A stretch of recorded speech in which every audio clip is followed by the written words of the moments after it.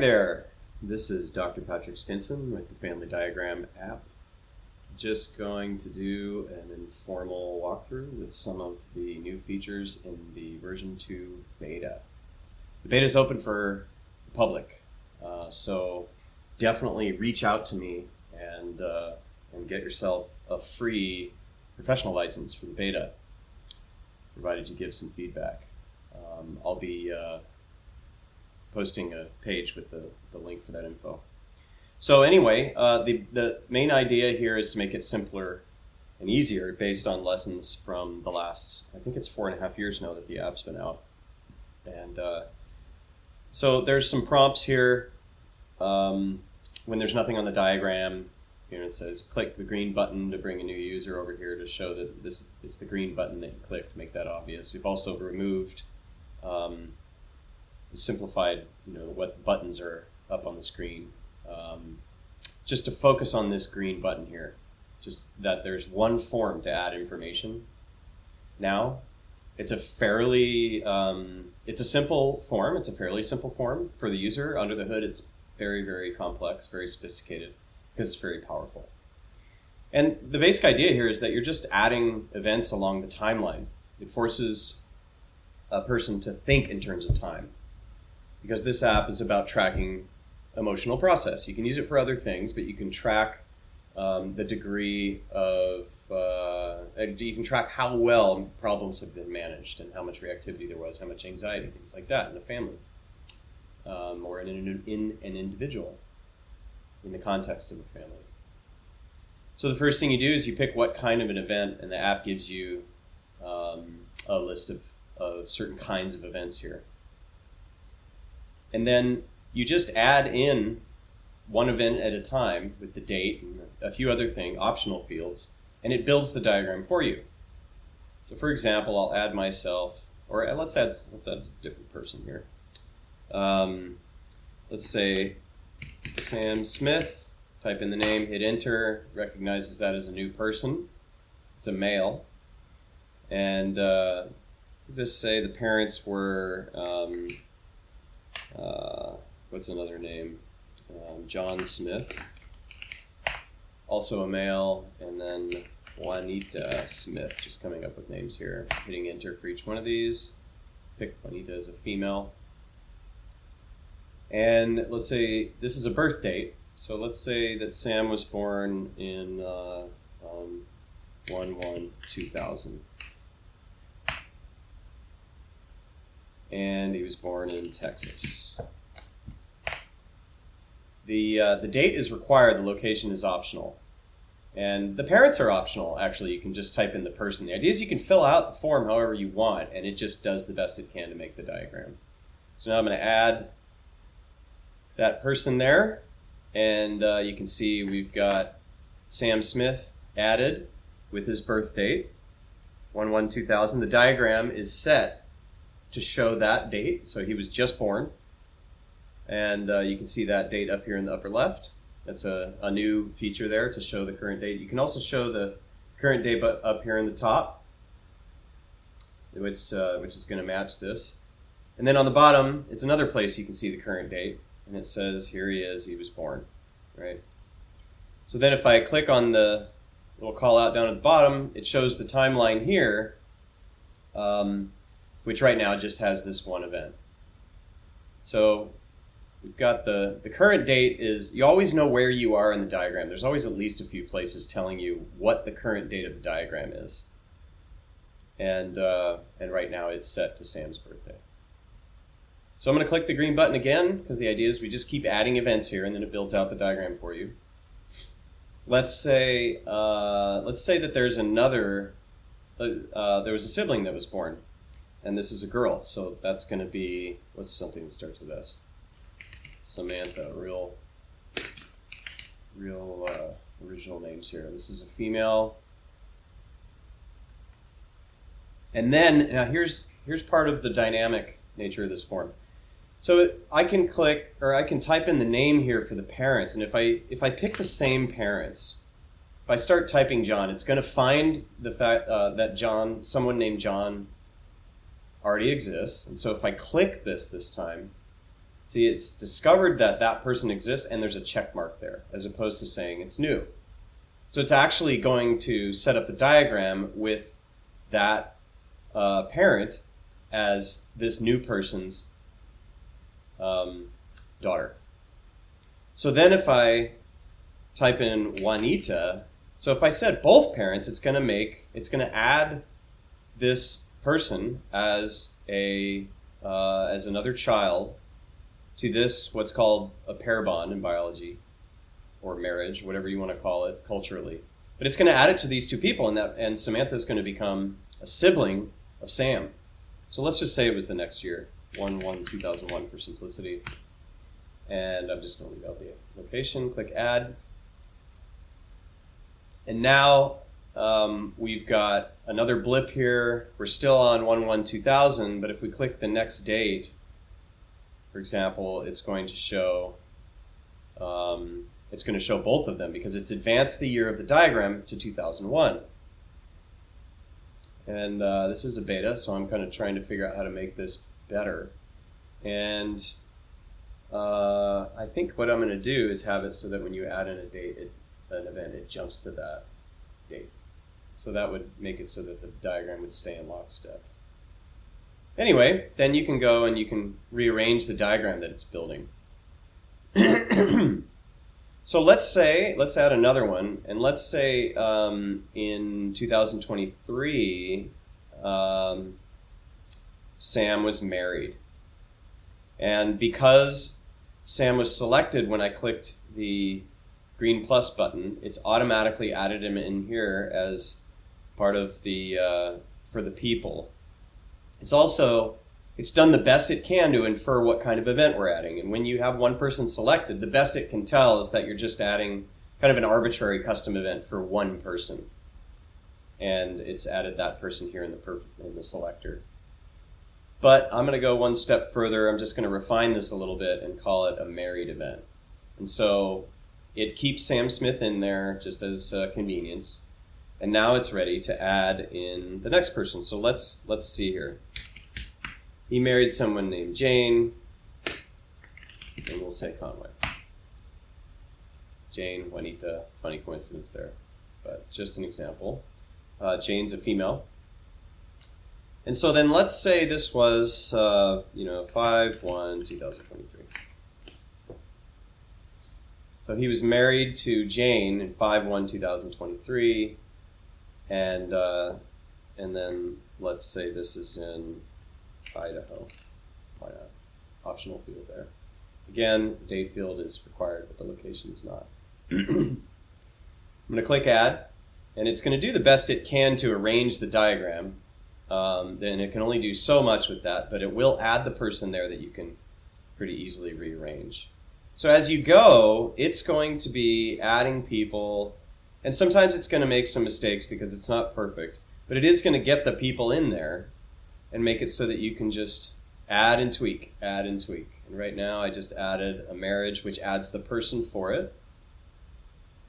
And then I need to go in and just tidy it up a little bit, make it look the way I want it to.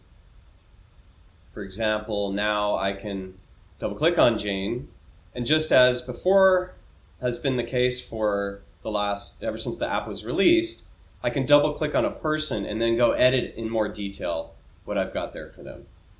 So for example, come into the size and set them a little bit smaller. I can put the label over here and maybe tidy this up a little bit more so that the diagram, looks a little nicer. And this is something I'm constantly doing myself. I'm constantly cleaning these diagrams to keep them very clean. Keep them all as compact as possible and as readable as possible. So now I've got the timeline on the bottom that's being built out. I've only added 3 events, and I've already got an interesting timeline. All by each time just clicking this, the add button that's in green so it stands out, and then just focusing on the important events in the timeline.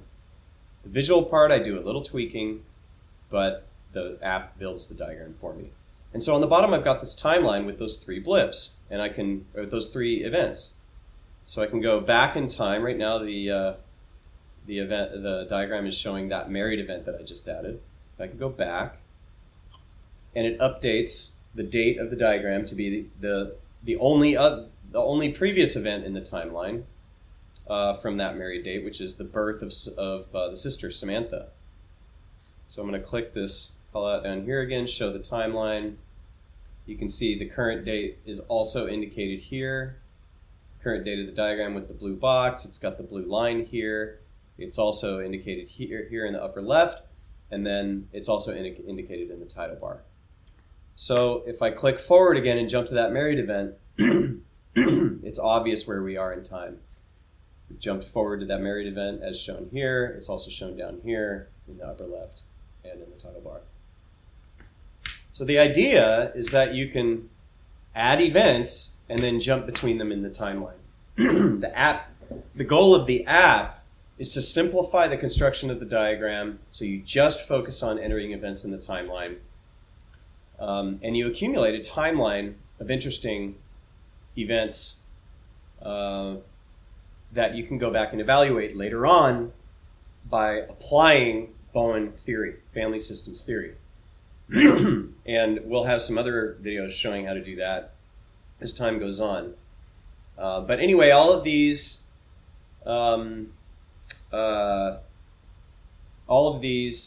features are in the new beta, so I would encourage you to sign up for that. I'll give one more run through on the form here, just with some of the features that are added. This is going to go fairly quick. This isn't meant to be instructive. It's just meant to show what's in here to kind of be a teaser. So we've got at the top of the menu, the event type menu here. We've got all these individual-oriented events: birth, adoption, death, cutoff, custom. Custom doesn't actually have a change on the visual diagram, but you can track changes in the variables. Down here, anxiety functioning symptom.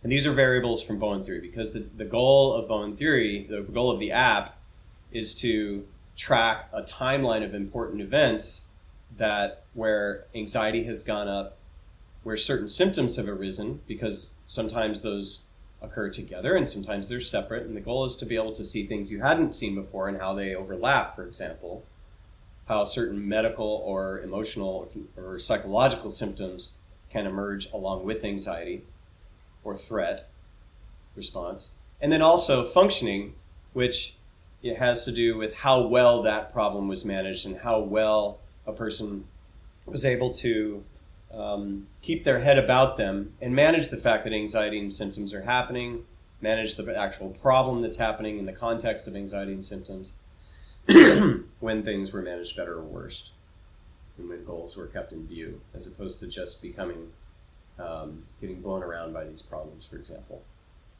So you can go in and add events for individuals, for pair bonds or marriages, that's mating pairs, pair bonds in biology, or these other what are called emotional process symbols that have to do with Bowen theory. And those are symbols that are added in between people.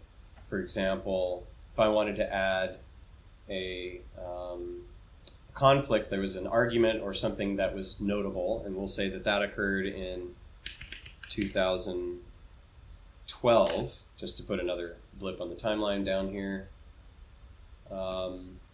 I can add it between the two siblings. The timeline's going to jump to that event here, and it's going to show that conflict. It's going to jump to 2012 when they were still kids, 12 and 11. Of course, Jane was born at this time, but these two weren't married yet, and the diagram reflects that in 2012. And here's the conflict that occurred.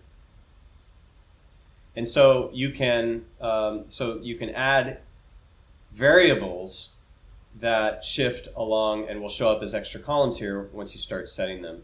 They can shift along with these events. So again, we've got individual events here. We've got pair bond events here, mating pair, marriage events, those kinds of things.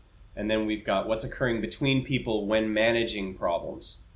that all of this part especially has to do with Bowen theory. We've also got we've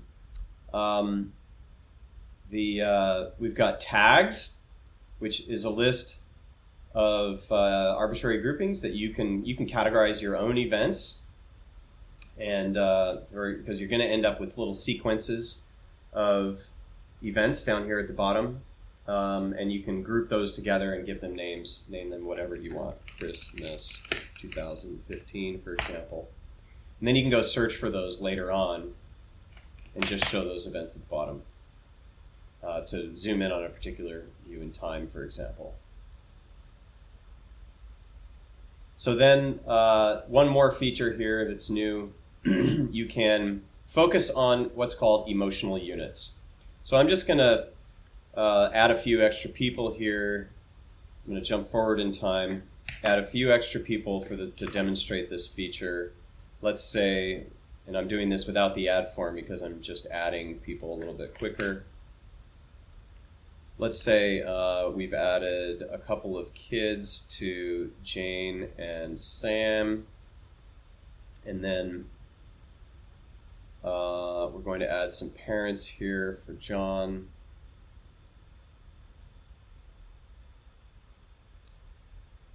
Give these a name. Let's say this is grandfather, and this is grandmother.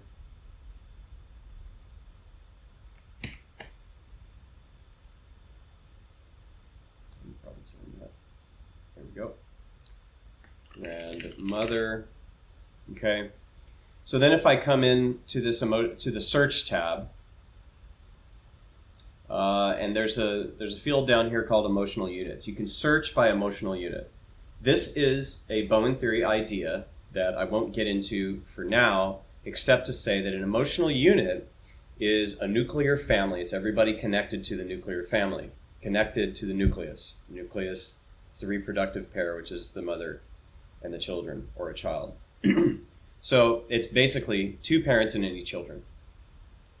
And in Bowen theory, when you're looking at a timeline of functioning anxiety and symptoms, etc., you always want to view them in the context of emotional units. And so what you can do is click here to just show those. It's a fairly simple shortcut that allows you to just focus on one emotional unit connected to another emotional unit. And that's usually going to be the person in question.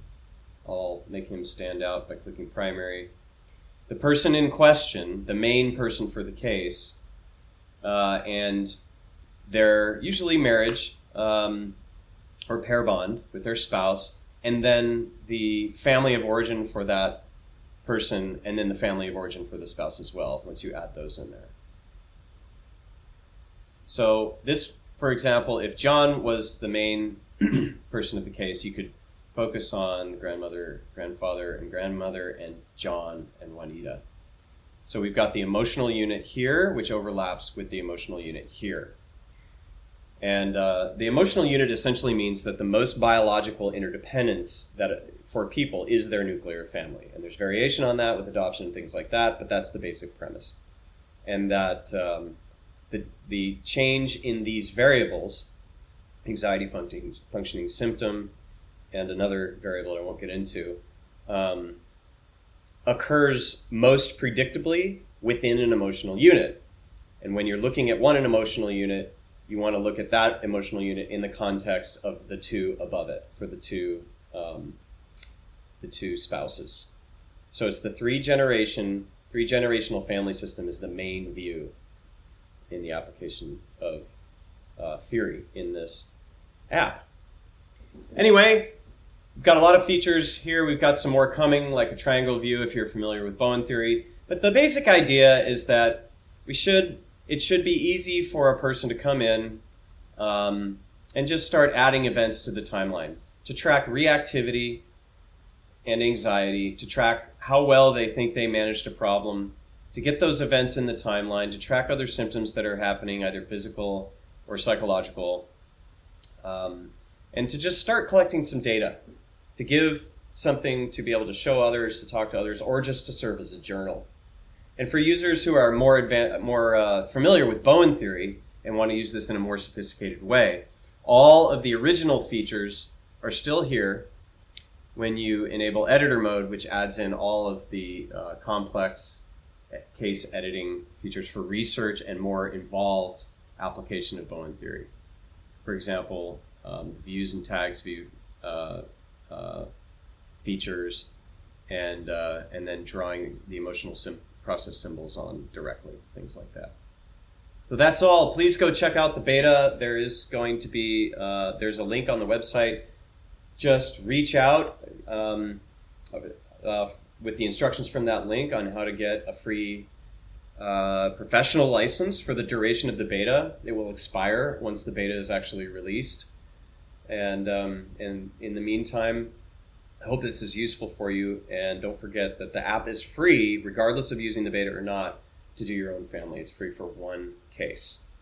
So that's always available and will always be available. Thanks a lot, and reach out, please, to try out the beta. Thanks.